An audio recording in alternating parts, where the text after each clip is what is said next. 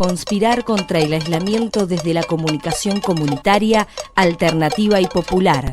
Ciclo de micros informativos. Cuarentena en clave feminista. Trabajadoras informales. Mujeres trabajadoras del hogar. Nosotras estas redes las tejemos y nos sostenemos entre nosotras. Que ellas solas mantienen a sus hijos e hijas. La regulación de lo que es la vida en las cárceles, hablan de avanzar rápidamente. A través de la organización, a través de la lucha, vamos a poder combatir y vamos a poder salir adelante. Con la solidaridad de las cosas y la creatividad de la gente. Desde abajo empezamos a crear, a recuperar el control de nuestra vida y a tomar decisiones colectivas.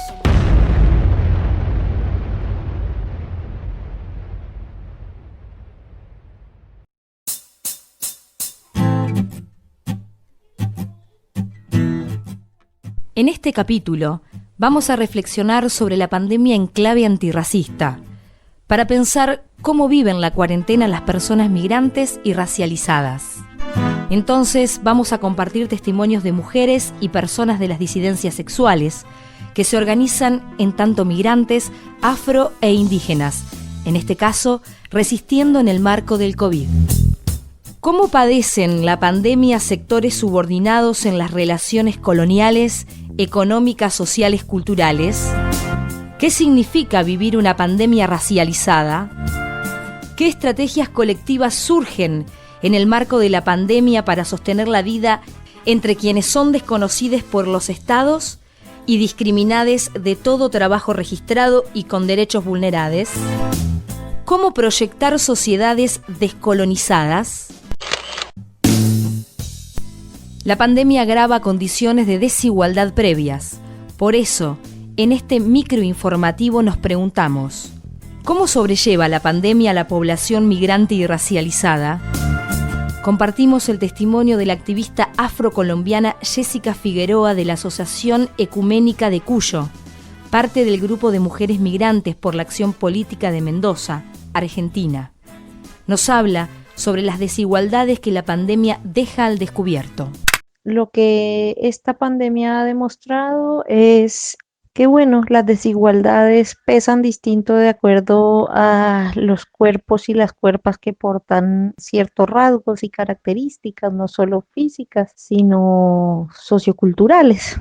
En el caso de las mujeres migrantes hay una situación bien compleja porque muchas de las mujeres migrantes no hemos podido acceder al ingreso familiar de emergencia ni a ninguno de los subsidios que los gobiernos tanto nacionales como provinciales han venido otorgando. Esto por no contar con los requisitos mínimos requeridos, por ejemplo, residir aquí hace más de 2 años. La pandemia a muchas personas nos agarró fuera de nuestros países y eso significa también que en el país en donde estamos debemos ser reconocidas como sujetas plenas de derecho, como ciudadanas y no como ciudadanas de segunda o tercera categoría. A mí me gusta siempre decir, no porque me guste, sino me gusta referir que las personas migrantes vivimos ciudadanías a medias, no tenemos ciudadanías plenas y esto no solo pasa por la pandemia, sino en general. Una persona migrante tiene un montón de dificultades para acceder a cargos públicos, para participar en partidos políticos, para acceder a cargos de representación y eso es algo que limita nuestra posibilidad de ciudadanía. Así se podrían numerar muchos más, pero en esta pandemia, pues claramente esto nos ha afectado con mayor gravedad, dado que las medidas gubernamentales para paliar la crisis económica y sanitaria de las poblaciones, pues muestran que las personas migrantes estamos lejos de ser consideradas ciudadanas plenas.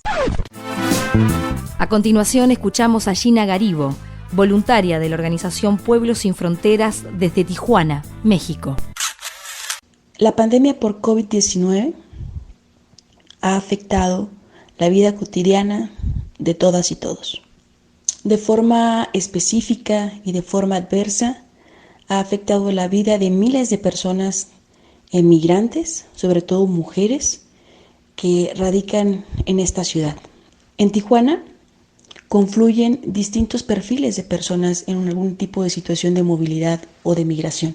Pensemos, por ejemplo, en personas desplazadas internas, personas deportadas, personas bajo este famoso y cruelísimo programa denominado MPP, Protocolos de Protección Migrante, impuesto por Estados Unidos, que implica que las personas que soliciten asilo en ese país deben de llevar todo su proceso en territorio mexicano, advirtiendo pues a México como parte de la frontera estadounidense. También hay personas refugiadas, personas migrantes que están bajo algún tipo de documento de regular estancia. Puede ser una tarjeta de visitante por razones humanitarias o alguna otra, ¿no?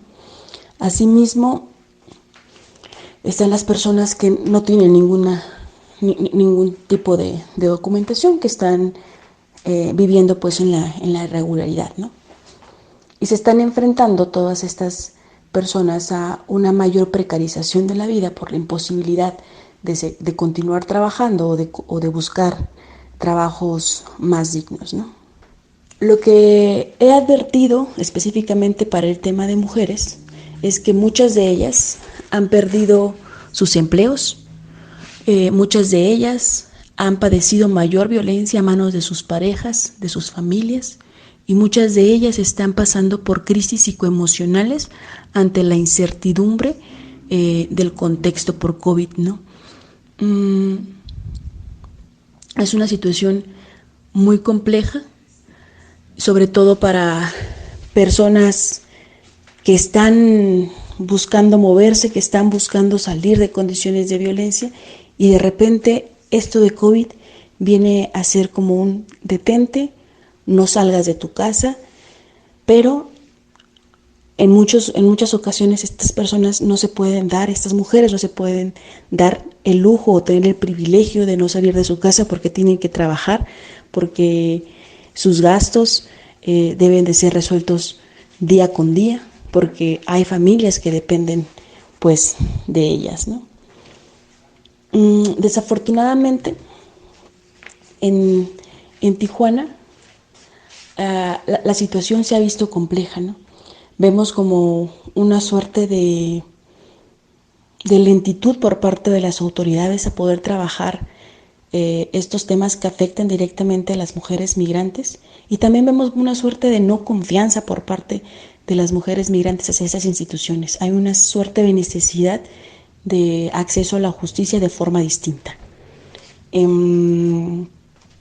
Para el tema de violencia hacia ellas, pocos son los espacios gubernamentales que dan un tratamiento eficiente a esto. Y justo la palabra tratamiento también nos lleva a pensar en cómo es advertida la mujer que padece violencia, ¿no?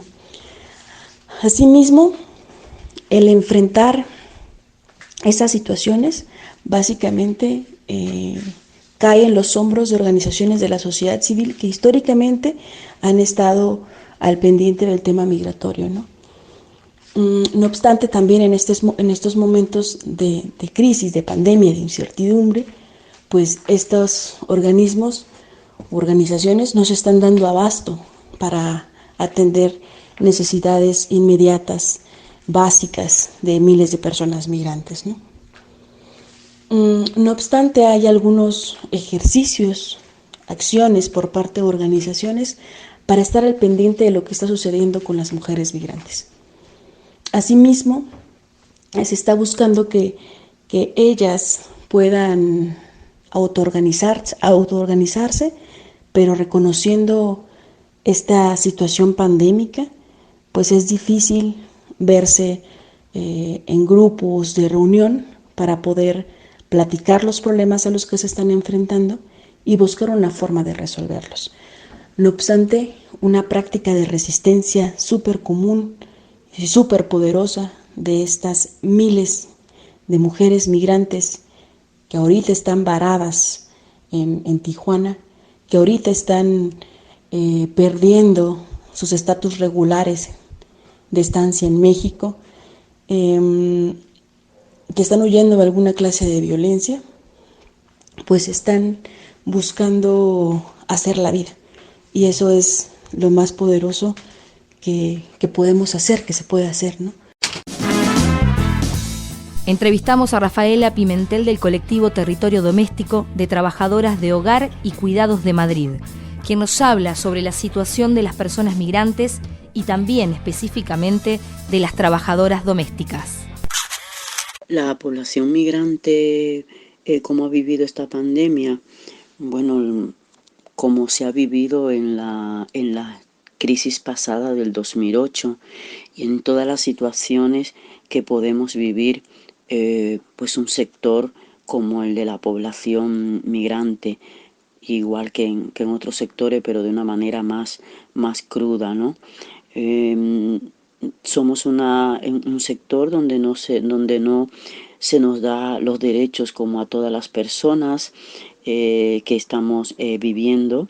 Esta pandemia la estamos viviendo con miedos, con dolor y con rabia, porque vivir una situación como esta sin casas o en habitaciones que no reúnen las condiciones, donde no tenemos derechos a la salud de una manera universal, por no tener un empadronamiento que hace que pueda facilitarte el estar tener una tarjeta o poder acceder a los recursos como son la sanidad, ¿no? El empadronamiento que hace que muchas personas podamos tener esta situación un poco solucionada, pues en su gran mayoría no se nos da, especialmente a muchas trabajadoras de hogar que no se les empadrona, muchas trabajadoras de hogar interna que no se les empadrona en las casas, aún teniendo ese derecho. Sabemos que aquí en España, especialmente en Madrid, hay muchísimas trabajadoras migrantes que realizan este trabajo de una manera donde no se le cumplen los derechos, especialmente al no darle un empadronamiento para poder acceder a algunos derechos como la salud. Esos trabajos que hemos hecho muchísimas personas migrantes, que son los considerados esenciales y los considerados como que sostienen la vida, pero que las vidas de las personas que las hacemos no están sostenidas, no se valoran, son las vidas diferentes, son esas vidas que no se toman en cuenta. Entonces eso ha sido muy complicado para la población migrante.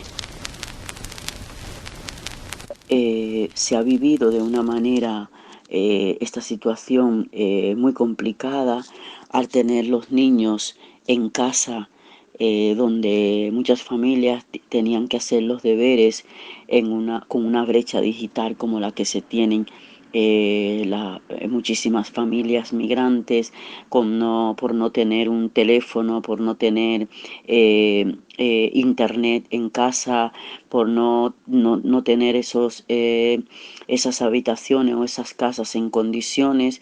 Pues eso se ha vivido de una manera muy complicada para muchísimas familias.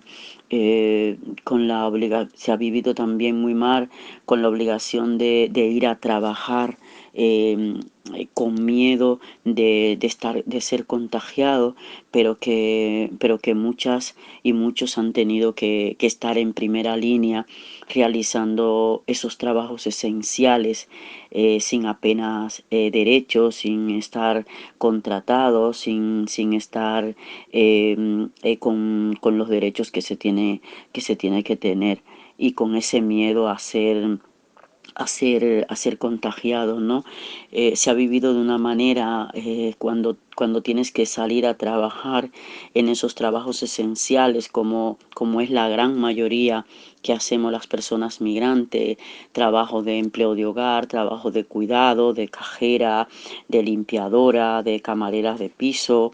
Son los trabajos que la gran mayoría las personas migrantes estamos involucradas. Entonces eso es muy complicado y se ha vivido de una manera muy dura para muchísima gente. Un subsidio que para las trabajadoras de hogar hasta el día de hoy muchas no lo hemos cobrado porque se ha hecho la medida, pero realmente no se han puesto las herramientas necesarias para que se pueda acceder a hacer las gestiones de una manera mucho más fácil para que podamos acceder a ese subsidio. Al día de hoy muchísimas trabajadoras de hogar no sabemos si vamos a cobrar o no. Esto nos parece de una manera racista para esta población, el día de hoy estar todavía contándonos cuentos de que sí, que se va a dar el subsidio, que se va a pagar el día 5, ahora en julio que se iba a pagar, que se comenzó a tramitar el día en mayo. Bueno, en fin, es una situación muy complicada para este sector de trabajadoras de hogar, pero sabemos que en temas de, por ejemplo, el banco de alimentos, no se ha hecho absolutamente nada desde las instituciones y son las redes en los barrios los que han asumido esta situación de búsqueda de alimentos para la familia. Y ahí hay muchísima población migrante, como también hay española, pero hay una población migrante porque es la que tiene las dificultades y es la primera a las que despiden de los trabajos y las que tampoco tienen trabajo por falta de papeles.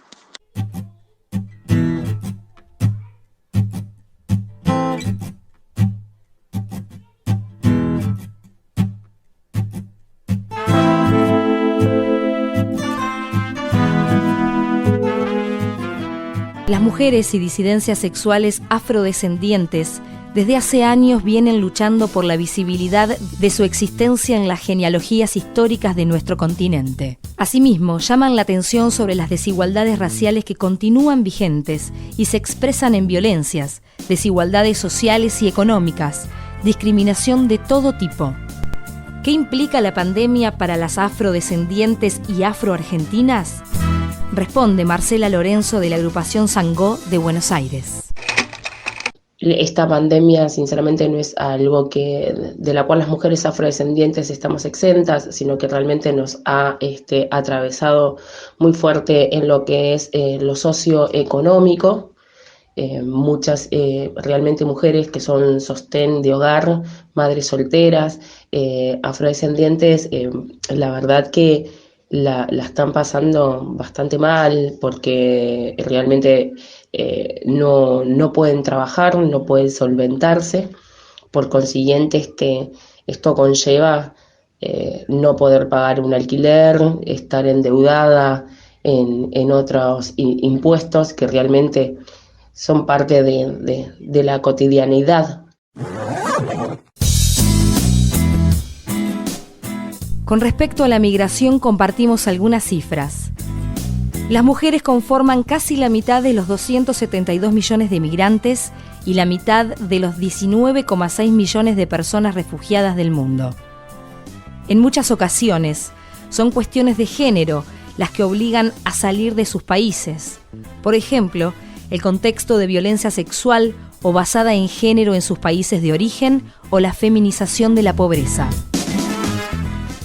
Si bien es difícil tener cifras confiables sobre la prevalencia, ya que hay varios obstáculos para la revelación de estos incidentes, sabemos que entre el 24% a 80% de mujeres migrantes y refugiadas experimentan alguna forma de violencia sexual en su tránsito.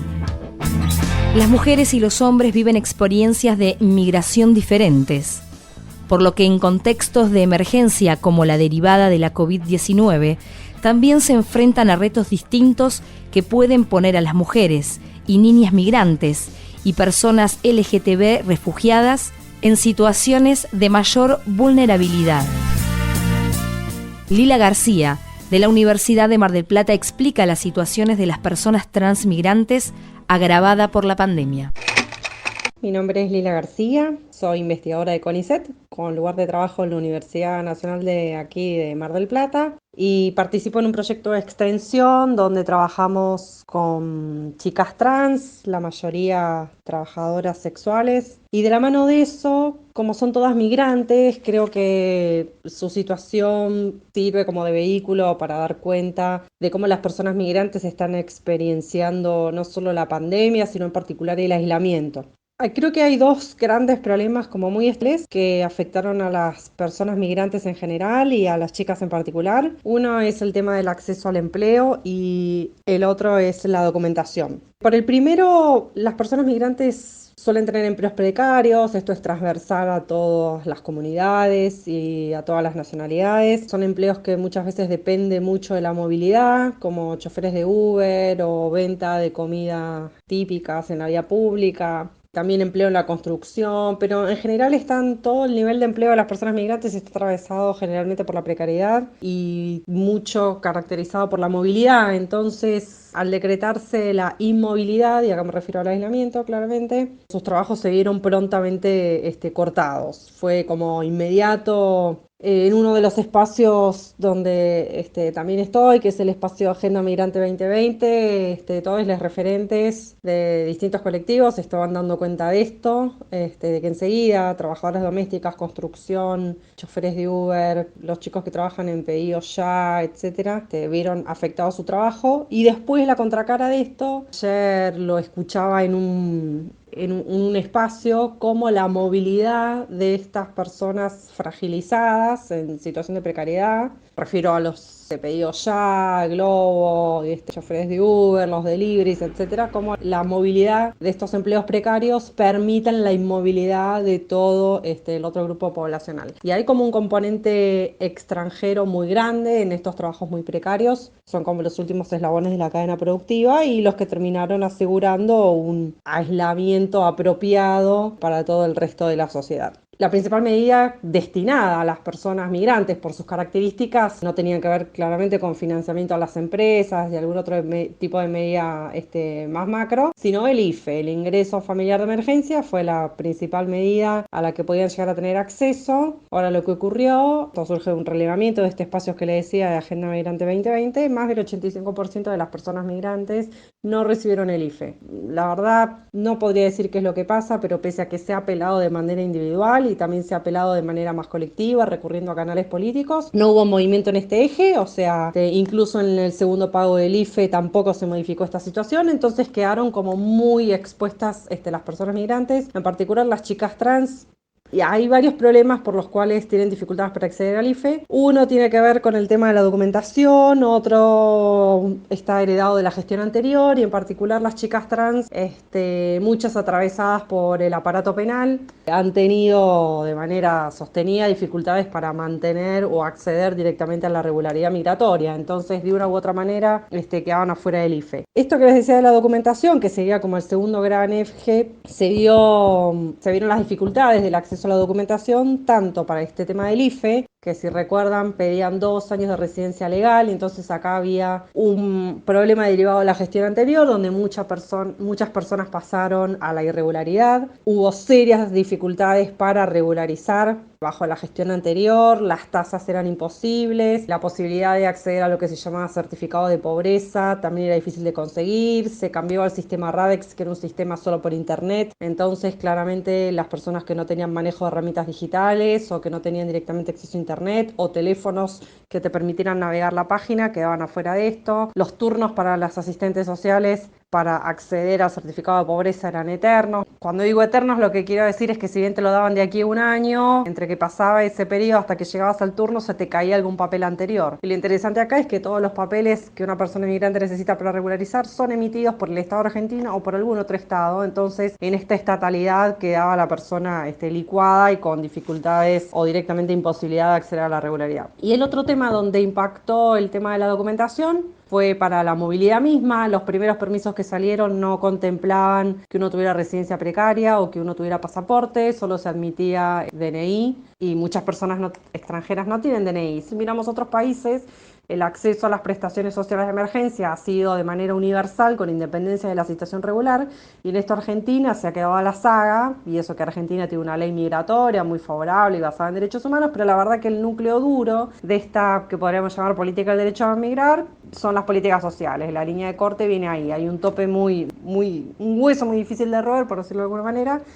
Las chicas trans en este contexto vieronse impactadas tanto en el tema del empleo, dado que la mayoría son trabajadoras sexuales, enseguida se les cortó la calle. La relación con las fuerzas de seguridad en general y acá en particular en Mar del Plata siempre fue muy difícil, así que en el contexto de aislamiento enseguida se vieron enfrentados con las fuerzas de seguridad, no pudieron salir a trabajar. Claramente, como son economías de supervivencia, como sucede con otros grupos migratorios, por ejemplo el de trabajadores senegaleses, que son vendedores ambulantes en su mayoría, dependen no solo de la circulación, sino de ellas mismas poder estar en la calle, y al ser esto que les decía, economías de supervivencia, el hecho de no poder salir a la calle las deja en una situación de suma vulnerabilidad. Y bueno, con el tema de la documentación, para las chicas trans, al estar atravesadas muchas por el sistema penal, cuando uno tiene una residencia temporaria y caes bajo el sistema penal, tu residencia es cancelada. Después, con una causa penal, es en general muy difícil acceder a la regularidad, por más que sea una causa muy chiquita. Esto es una discusión mucho más vasta, pero bueno, a las chicas las afecta particularmente.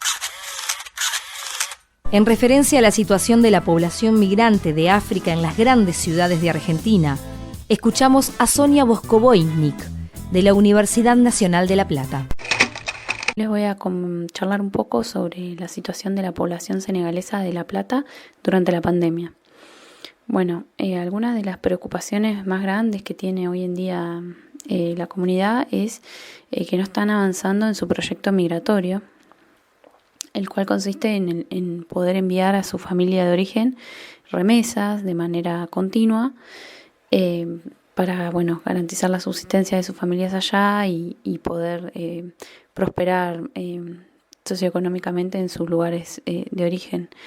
Entonces lo que está sucediendo es que muchos gastaron todos los ahorros conseguidos durante la temporada de verano.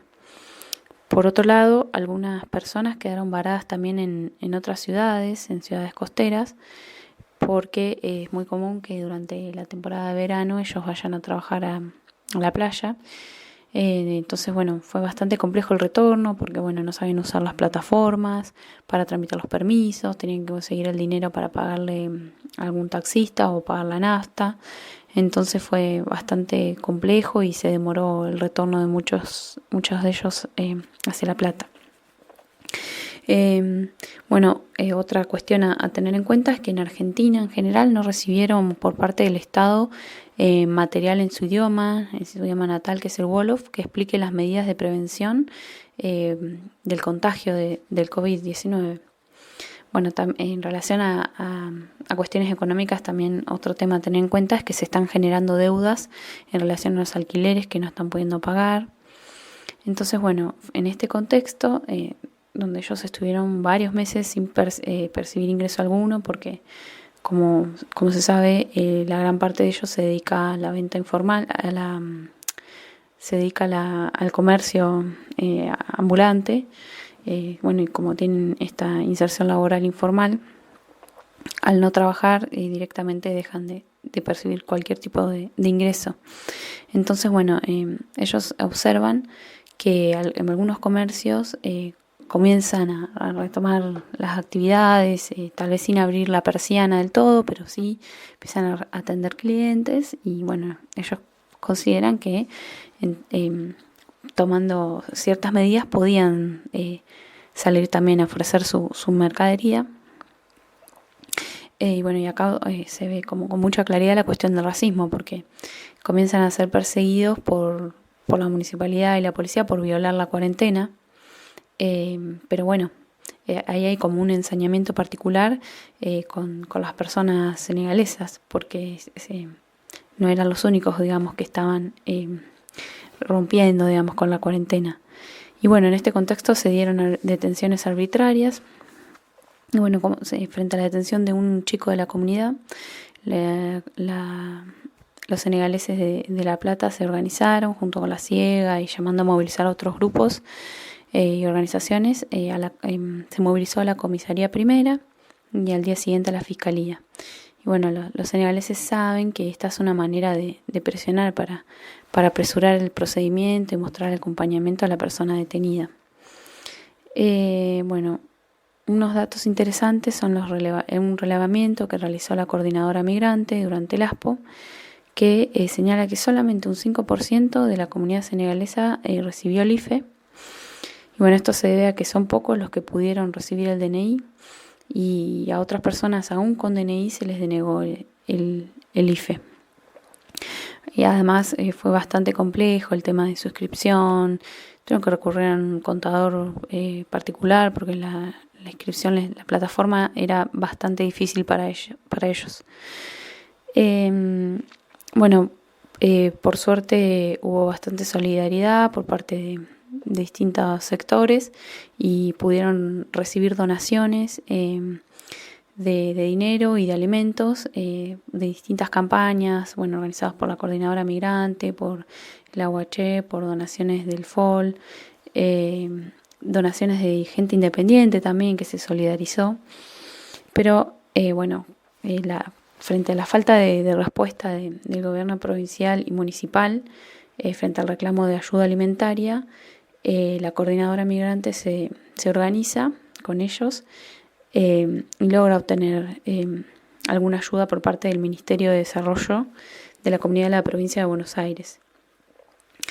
Pero bueno, era insuficiente, entonces deciden la Coordinadora Migrante y los migrantes senegaleses y migrantes de otras comunidades de La Plata realizar una olla popular migrante. Bueno, fue bien interesante porque asistieron bastantes personas y bueno, fue una oportunidad para denunciar la falta de medidas de contención para los migrantes frente a este contexto tan hostil, ¿no? También fue interesante por el lugar bastante destacado que tuvieron ahí las mujeres. Las mujeres senegalesas ahí fueron las encargadas de cocinar la comida como para unas 100 personas senegalesas. Y bueno, también había una olla popular que estaba a cargo de mujeres paraguayas. Así que bueno. Y otra cuestión a destacar en relación a las estrategias de supervivencia que se están dando son los lazos de solidaridad entre migrantes senegaleses. Ellos se organizan de manera cotidiana para comprar los alimentos y bueno, y así garantizar que ninguno de ellos se quede sin un plato de comida. Lo que respecta específicamente a las mujeres de La Plata, bueno, es interesante porque bueno, hay muy pocas mujeres en Argentina en general y en La Plata en particular, pero bueno, hay una familia en la cual hay varias mujeres, que son hermanas y bueno, ellas se organizaron para llevar adelante, junto también a una chica argentina, un emprendimiento de viandas y tapabocas. El emprendimiento de comida ya existía antes de la pandemia, pero las viandas estaban principalmente dirigidas a los compatriotas senegaleses. Pero bueno, en este contexto socioeconómico tan complejo bajaron muchísimo las ventas, entonces ellas abrieron la venta al público en general. Y esto fue un desafío para ellas, bueno, por varias cuestiones. O sea, fue difícil la cuestión del idioma. Bueno, como contaba al principio, el idioma materno de ellas es el Wolof. Entonces, charlar con los clientes en español no fue algo súper fácil. Ahí, bueno, la chica senegalesa, la chica argentina le estuvo dando una mano y desde el equipo nuestro también se estuvo brindando ayuda desde el equipo de investigación para que el emprendimiento camine en lo que es difusión del emprendimiento en redes sociales, medios de comunicación. Bueno, y también otra de las complejidades que encontraron las chicas senegalesas en relación a las comidas es que tuvieron que adaptarlas al paladar de acá, de la población local. especialmente en relación al picante y bueno, y en socializar y dar a conocer platos que no son muy conocidos, digamos, en la región.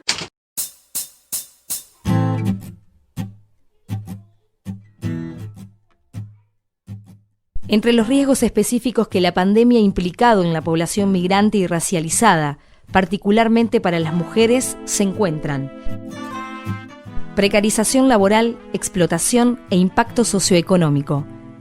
Según el informe sobre las migraciones en el mundo 2020 de la OIM, las mujeres migrantes representan alrededor del 74% de la industria de servicios como el trabajo doméstico, experimentando en muchos casos condiciones de precarización laboral.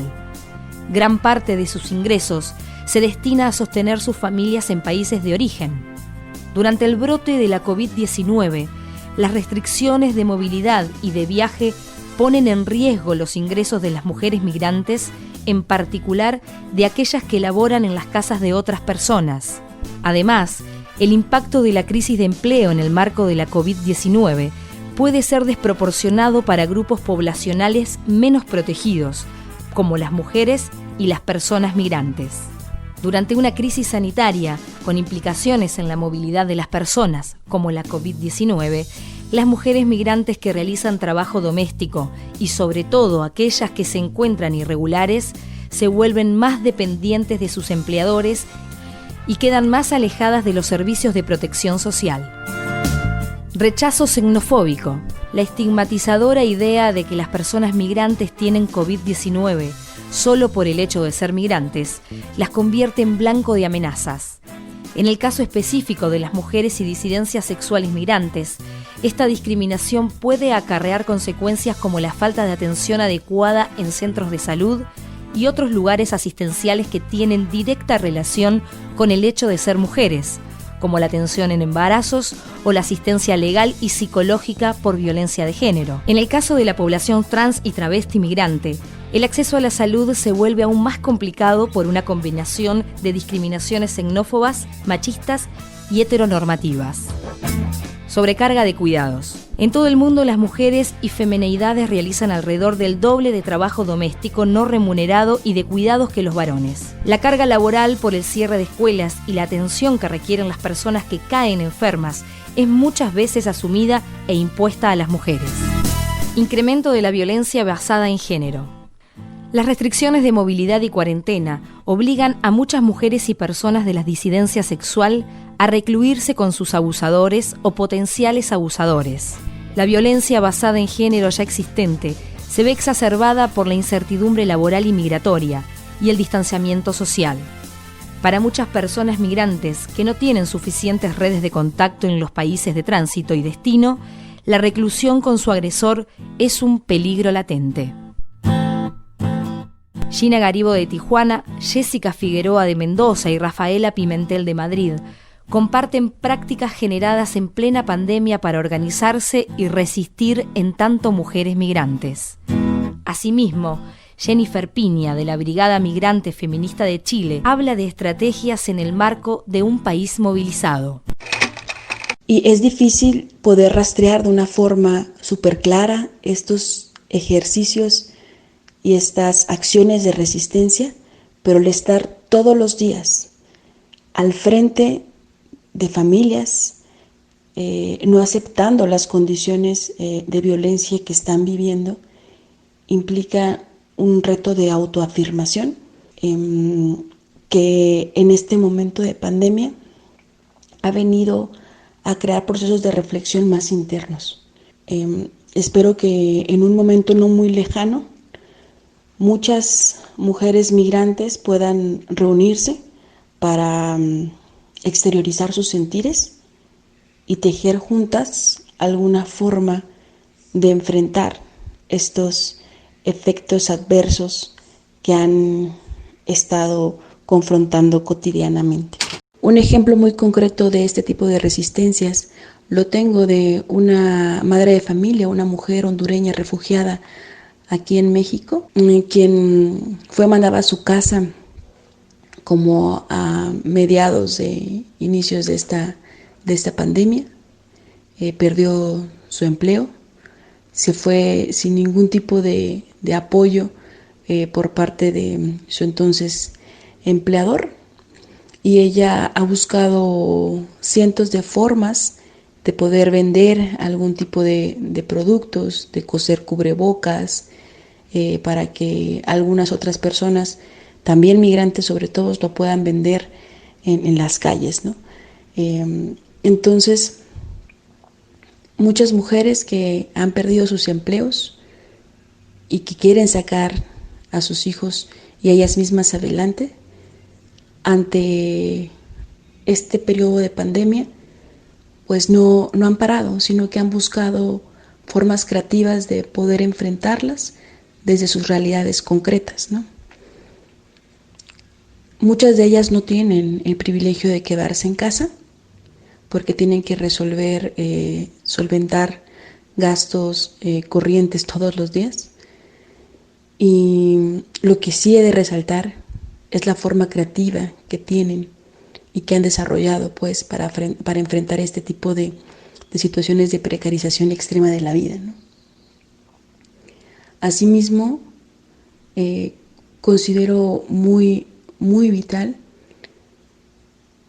el que pronto se pueda tener un espacio de encuentro tras este episodio de pandemia y que ellas puedan alzar ahí mayormente sus voces. Sé de algunos proyectos que tienen organizaciones de la sociedad civil para llevar apoyo y también una reflexión de carácter feminista a algunos albergues de la sociedad civil.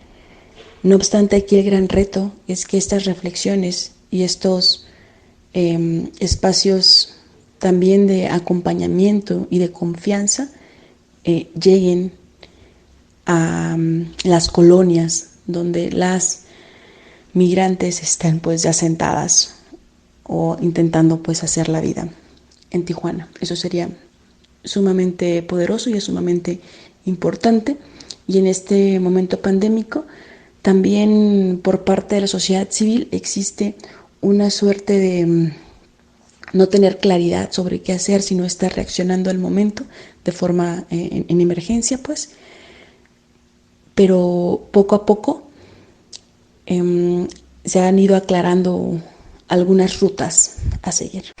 Eso implica también que volvamos a mirarnos entre nosotras, a fortalecer redes, a hermanarnos y a seguir trabajando y construyendo juntas en los lugares en donde estemos. Desde el grupo de Mujeres Migrantes para la Acción Política, que hace parte también de la FEC, de la Asociación Ecuménica de Cuyo, seguimos activando con espacios virtuales para mitigar un poco las dolencias emocionales también que esta pandemia genera, pero también estamos intentando desplegar otras acciones, no, ya lo venimos haciendo, de cierto acompañamiento a las poblaciones de nuestras comunidades que están en más vulnerabilidad. Entonces, bueno, nada, las mujeres migrantes, las mujeres afro, las mujeres indígenas, hemos sido luchadoras ancestrales, hemos resistido diferentes formas de dominación, de esclavización, de sumisión, del colonialismo hasta hoy, y aunque nos quieran borrar de la historia, es importante decir que sin nosotras no hay sociedad que resista, porque nuestras cuerpas son las que sostienen los trabajos más precarizados, menor pagos y más necesarios para el sustento de la vida. Así es que, bueno, nada, solamente decir que esta pandemia devela las desigualdades más arraigadas en la sociedad y que como poblaciones migrantes seguimos confiando en nosotros, en la posibilidad de organización y por supuesto hermanándonos con todas las personas y organizaciones sociales que hacen posible que nuestras vidas fuera de nuestros países, aquí en Argentina, sean amenas, amables y bonitas. Así que nada, en estos tiempos se ha fortalecido lo afectivo también un montón y luchando para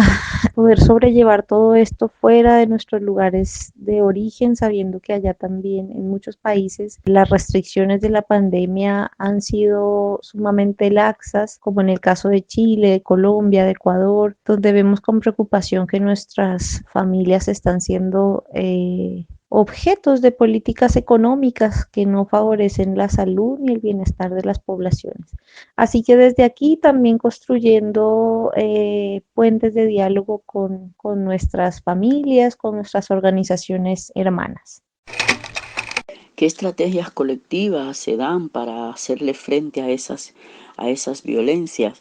Pues creemos que seguir estar organizadas, estar aliadas con otros sectores como el movimiento feminista, donde estamos diferentes colectivos y donde se están entrelazando varias luchas, como es el de las trabajadoras de hogar y cuidadoras, las de camareras de piso, limpiadoras de hospitales, cuidadoras, colectivos, en fin, que colectivos que luchamos contra las fronteras. Esas alianzas y apoyos han sido y son muy, muy importantes para que sigamos esta lucha, ¿no? Por ejemplo, estamos haciendo alianzas donde estamos trabajando en acciones junto con colectivos de personas migrantes en Bolonia, en Italia, Francia, entre otros países, ¿no? Porque creemos que con el tema de la regularización, que es lo que estamos poniendo en común y lo que estamos ahora luchando por ellos, una regularización ya para todas las personas, independientemente estén o no trabajando, pero que son las personas que estamos muchas veces sosteniendo las vidas de las demás para que podamos seguir adelante.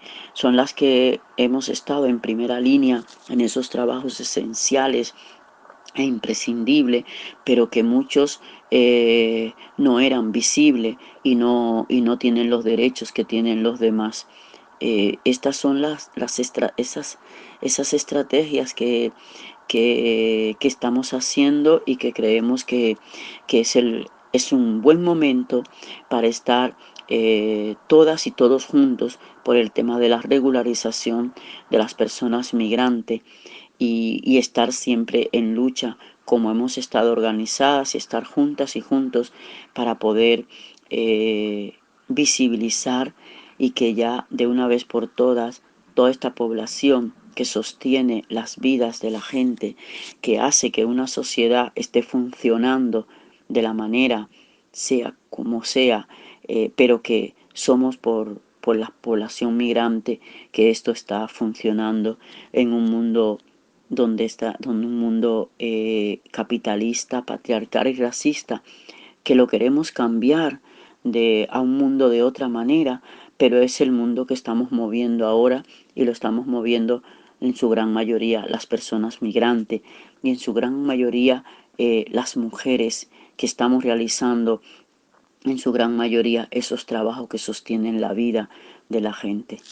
Estrategias de subsistencia que se han hecho en esta situación, pues igual como las que hemos hecho y todavía más, estos sectores, ¿no?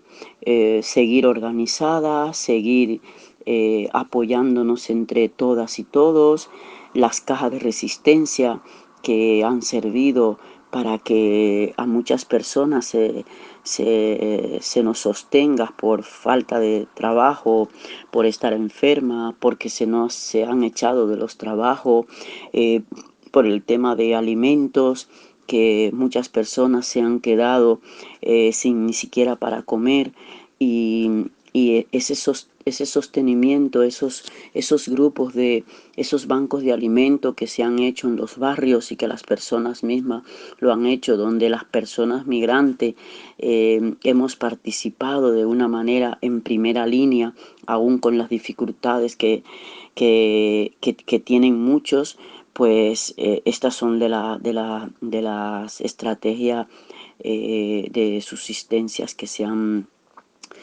han hecho, ¿no? Las luchas colectivas con otros países, como en Italia, en Francia, visibilizar trabajos como los cuidados, a través de participación en charlas, en acciones y a través de medios de comunicación y redes sociales. Esas han sido las estrategias de subsistencia que se han hecho, pero lo más importante es esas estrategias que hemos hecho desde los colectivos, que hemos potenciado más el estar ahí juntas y juntos, haciendo nuestras asambleas a través de algunas redes, preguntando cómo estábamos, haciéndonos vídeos para saber cuál era la situación de muchas, especialmente de muchas trabajadoras de hogar que se quedaron encerradas en las casas cuidando a las personas mayores, tanto para protegerles como para protegerse, pero que se tuvieron que quedar en la casa, en las casas cuidando, porque los cuidados no se pueden dejar tirados. Todas esas estrategias de subsistencia que hemos hecho han sido muy importantes, apoyo psicológico para muchísimas compañeras a través del teléfono, para que pudieran sobrellevar esa situación tan dura del encierro y de estar lejos de su familia, para poder llamar a sus familias en los diferentes países que también estaba sucediendo esta situación tan dura. Esas han sido como las estrategias que hemos intentado hacer entre todas y todos para poder subsistir a esta situación. Esas mujeres que estamos en primera línea en esas luchas tan cotidianas como es la lucha por tener una vivienda digna, porque no se nos echa a las personas de las casas por tener una hipoteca, que no se sigan realizando esos desahucios salvajes que se están haciendo, aún vulnerando los derechos de personas, de tener menores a su cargo, donde la ONU tiene esa reclamación, ¿no?, de que no pueden haber desahucio cuando hay personas, niños menores en una familia, pero que los bancos y las instituciones se las saltan, pero que las mujeres en su gran mayoría somos las que estamos ahí al pie de lucha por la lucha por una vivienda digna, cuando en las medidas que se toman se dicen quédate en casa, pero siempre decimos ¿en qué casa? ¿En cuáles casas? Cuando en la mayoría no tenemos unas casas en condiciones, cuando una burbuja inmobiliaria cada vez más se está asfixiando a no tener ni siquiera encontrar una habitación para vivir, cuando estamos viendo que muchísimas personas migrantes, trabajadores temporeros, están durmiendo en la calle porque no tienen eso considerado como una vivienda, sino que vienen a recoger las frutas y hacer esos trabajos esenciales para que este sistema funcione, pero que no está incluido el de tener una vivienda digna, donde puedan ducharse, donde se puedan lavar las manos. Todo esto son de las luchas de primera línea, donde también hay una situación que es la mayoría de muchísimas mujeres que estamos en el trabajo doméstico. Igual las trabajadoras internas no pueden acceder a una vivienda porque realmente no la encuentran, y realmente tienen las que pueden conseguir el día libre, porque aunque es un derecho, se les niega, pero que muchas veces no tienen a dónde ni siquiera ir por no poder pagar por no encontrar una habitación para alquilarla.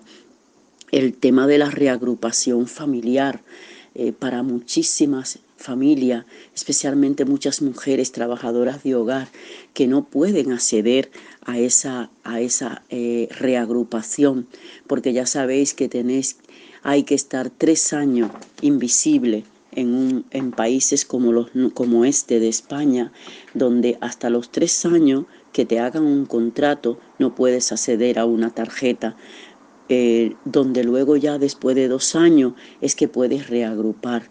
Por eso es que es importante la regularización ya, porque se están vulnerando muchísimos derechos de muchísimas personas y especialmente de muchísimas mujeres que quieren tener con ellas a sus hijos y a sus hijas para poder tenerlas a su lado, porque las dejan en los países y no pueden estar junto a ellas. Hay un montón de vulnerabilidad de derechos que se hacen hacia la población migrante por el mero hecho de formar parte de un sector y de un colectivo donde sostenemos vida, pero nadie nos sostiene a nosotras. Así que lo más importante de esto es la lucha que estamos teniendo, todo lo que se va despertando desde la población migrante, en alianza con muchísimos sectores, porque vemos que las vidas que nos atraviesan es las vidas por las que tenemos que luchar. Una vida digna y en condiciones, y dejar de ver esto como una lucha que no es individual, es una lucha colectiva donde a las personas se nos vea con plenos derechos donde podamos convivir con toda una población y una sociedad que queremos cambiar. Por eso es muy importante la regularización ya para todas las personas, y por eso es muy importante las alianzas que ahora mismo estamos teniendo a nivel nacional e internacional, poniendo el tema de la regularización, poniendo el tema de los cuidados en la mesa para que podamos luchar juntas y juntos con esto, porque es lo que también va a cambiar la vida de las personas, con derechos, con que tengamos derechos. Hola, soy Jennifer Piña y formo parte de la Brigada Migrante Feminista que activa en un territorio llamado Chile, del otro lado de la cordillera. Estamos ubicadas en Valparaíso específicamente. Bueno, ¿cómo vive la población migrante esta pandemia y cuarentena? Bueno, para nadie es un secreto que ya lo que ha hecho esta pandemia es develar las desigualdades en el cual están constituidas nuestras sociedades, ¿no? Que se construyen a partir de un despojo permanente, ¿no? De nuestras existencias, de nuestros cuerpos, de nuestros territorios. Y bueno, y para la comunidad migrante o para las comunidades que no somos como el sujeto o la sujeta política por excelencia, ¿no? Como esta sujeta como blanca, heterosexual, hegemónica, ya vivimos una marginalización permanente, solo que la cuarentena y la pandemia las ha agudizado, ¿no?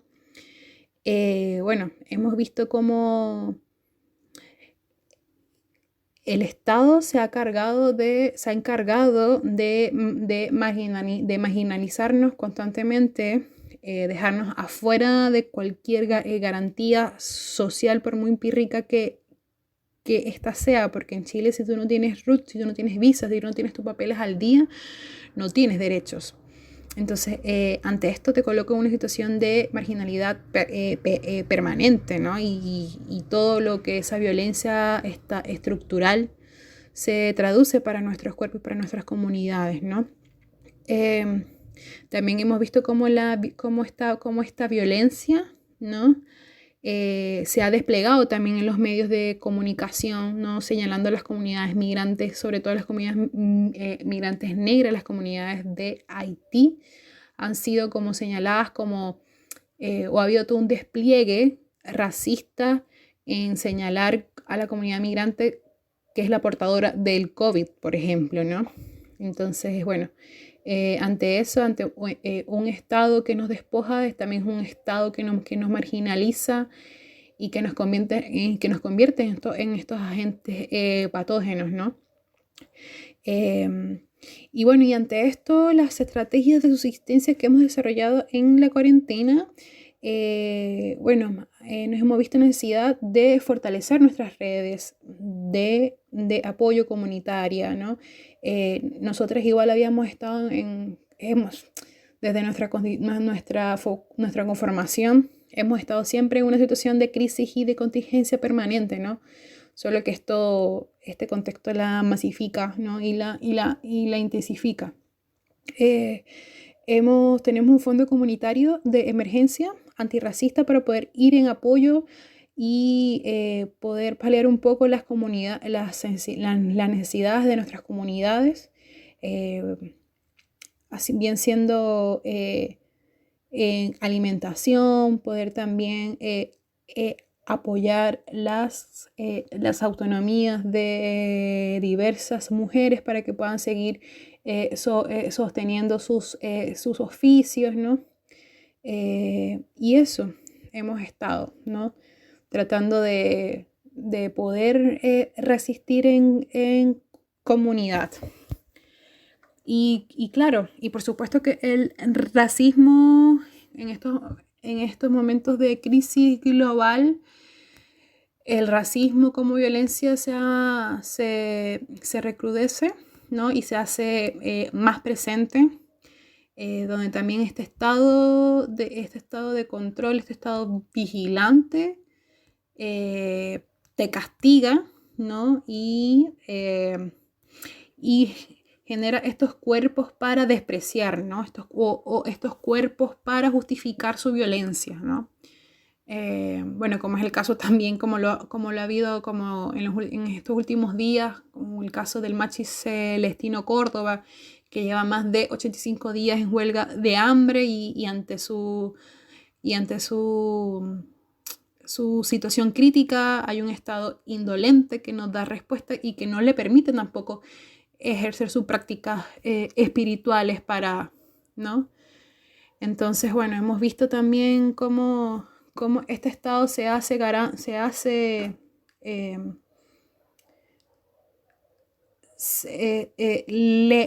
legitima toda su violencia, ¿no? Y creo que el contexto de la pandemia y de la cuarentena, o cómo han enfrentado este contexto, da cuenta de ello, ¿no? Entonces, ante eso no queda más que estar organizadas, informadas, ¿no?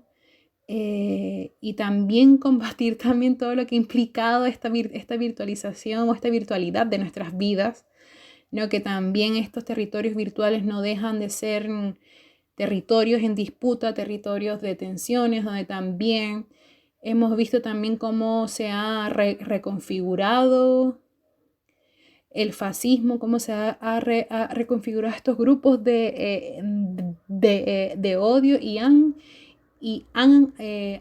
arremetido contra diversas organizaciones en distintas actividades virtuales. Nosotros hace poco también sufrimos un boicot por parte de grupos fascistas que intentaron boicotear nuestras actividades. Entonces ya vemos cómo se han reconfigurado y cómo han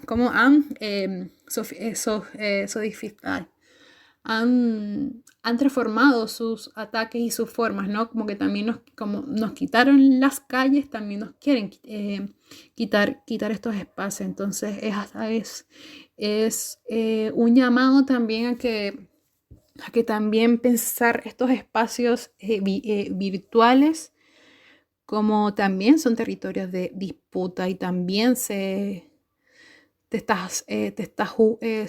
juegan, ¿no? ¿Cuáles son estas narrativas de las que se imponen, ¿no? Entonces eso, y bueno, y a seguir organizadas para transformar y para la lucha.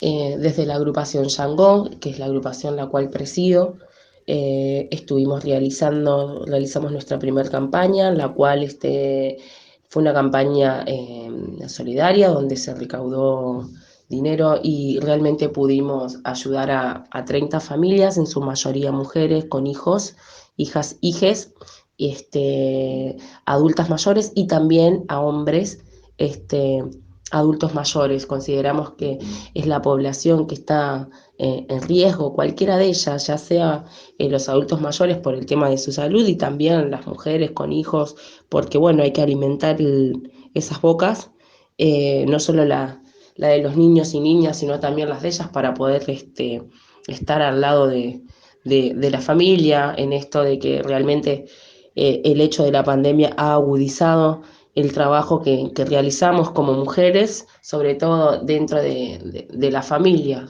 y realmente también en un contexto algunas que tienen sus parejas y como fuese también dentro de un contexto en el cual el machismo está y el trabajo se acrecenta muchísimo más. También dentro del área de género de la Comisión 8 de Noviembre, la cual también participo, se realizó también una campaña para poder ayudar a la comunidad en general, gracias a las personas, a todas las personas que han colaborado, se ayudó a muchas y a muchos compañeros y compañeras para que puedan poder solventar y poder de alguna manera u otra paliar la situación, sobre todo las compañeras senegalesas, ya digo, senegalesas como pueden ser también de otra comunidad, sobre todas las cosas que trabajan mediante la venta ambulante, realmente hay casos que son devastadores porque uno a veces no quisiera poder ayudar a todos a todas sobre todo y cuesta porque la realidad también es que al no tener un dinero o lo que fuere, alimentos, lo que fuere para poder ayudar también cuesta. Pero bueno, realmente como comunidad nos estamos ayudando entre todas. Hay una gran sororidad entre nosotras las mujeres afro para poder colaborar de alguna manera u otra y poder ayudar a las compañeras, pero no solo en lo que es alimentos, sino también en lo anímico, porque realmente nos atraviesa también lo psicológico, lo anímico dentro de esta pandemia, de esta pandemia, la cual estamos pasando.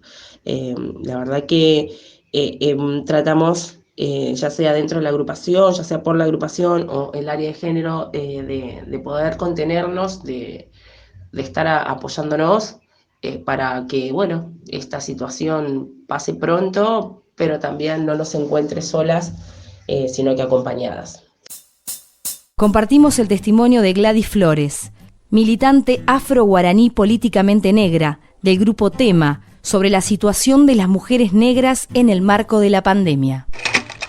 En realidad quisiera contarles y compartir con ustedes que en estos tiempos tan complejos salen todas nuestras situaciones de precariedad como mujeres afrodescendientes, negras, pobres, y queda muy en evidencia que no hemos avanzado en las conquistas de derechos porque aún hay una sociedad que nos invisibiliza e insiste en una Argentina blanca, eurocéntrica y ocultando a la población no blanca en los sótanos de las desesperanzas y situaciones de extrema vulnerabilidad. Además, la comunidad que detenta el poder no suele estar dispuesta a ceder sus privilegios económicos, de representación, de recursos, ¿no? Lo que realmente nos haría vivir con dignidad a nosotras sería tener una situación de derechos, que es la situación inversa de los privilegios que gozan muchos y muchas personas no negras.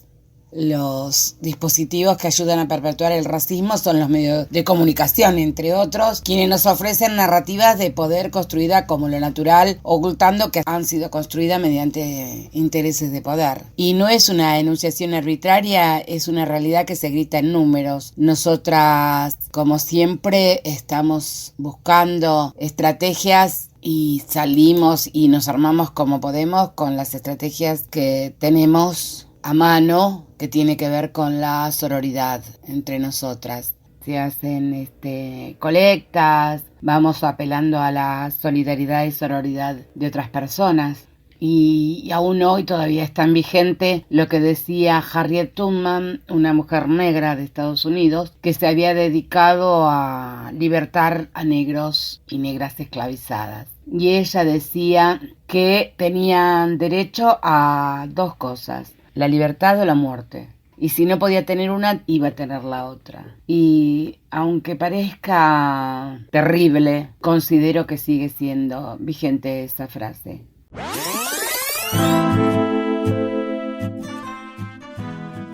El objetivo de este capítulo de microinformativo, Pandemia en clave feminista, dedicado a población migrante y racializada, fue escuchar testimonios que no circulan por los grandes medios en estos días.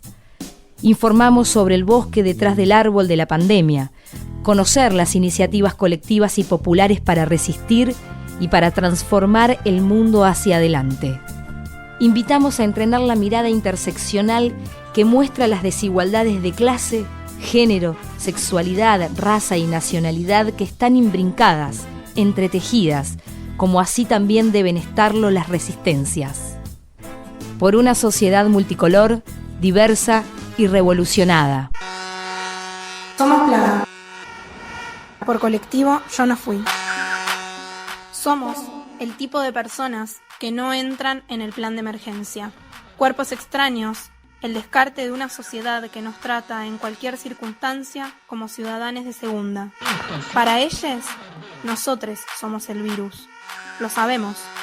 Nos hacemos cargo.